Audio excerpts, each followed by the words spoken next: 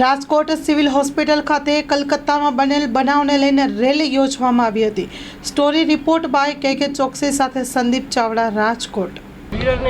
આમ જાણો છો એ રીતે કલકત્તામાં રેસિડેન્ટ મહિલા ડૉક્ટર ઉપર જે ખૂબ શરમજનક ઘટના બની છે એના વિરોધમાં આજે સમગ્ર ભારતમાં હડતાલનું જાહેરાત કરવામાં આવી છે ને એ પગલે અહીંયા રાજકોટ ઇન્ડિયન મેડિકલ એસોસિએશન દ્વારા આજે હડતાલ રાખવામાં આવી છે।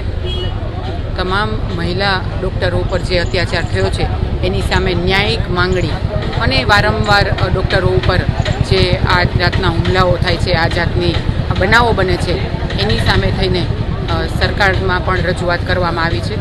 અમારા રાષ્ટ્રીય અધ્યક્ષ, આઈએમએના રાષ્ટ્રીય અધ્યક્ષ અને સેક્રેટરી દ્વારા સરકાર સાથે પણ વાતચીત ચાલી રહી છે અને તમામ માંગણીઓને સંદર્ભે અને લોકોમાં આ સંવાદ પહોંચાડવા માટે થઈને અત્યારે રાજકોટ આઈએમએ દ્વારા હડતાલ કરવામાં આવી છે।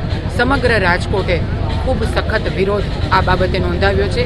તમામ હોસ્પિટલો, સંસ્થાઓ, કોર્પોરેટ હોસ્પિટલો, પ્રાઇવેટ હોસ્પિટલો બધા જ લોકોએ આજે પોતાની ઓપીડી અને ઇમરજન્સી સેવાઓ પણ બંધ રાખી છે કે આ હવે સાંખી નહીં લેવાય, આ ક્યારેય ચલાવી નહીં લેવાય અને આ બાબતે સરકારે ગંભીરતાથી આ બાબતે કાર્યવાહી કરવી પડે।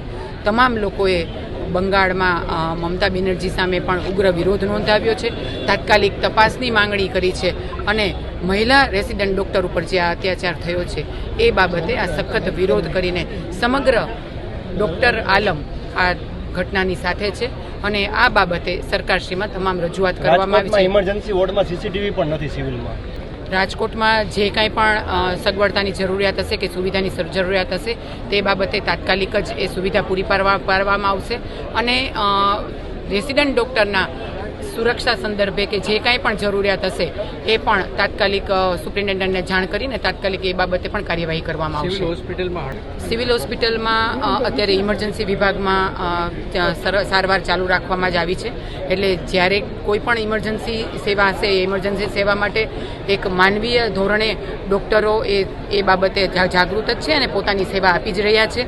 પરંતુ આ એક ખૂબ દર્દનાક ઘટના છે અને એના માટે થઈને ડૉક્ટરો પોતે પણ આ બાબતે વિરોધ નોંધાવવા માટે થઈને આજે આ હડતાલ કરવામાં આવી છે ને અત્યારે કલેક્ટરને સમગ્ર લોકો સાથે મળીને આવેદનપત્ર આપવા જઈ રહ્યા છીએ।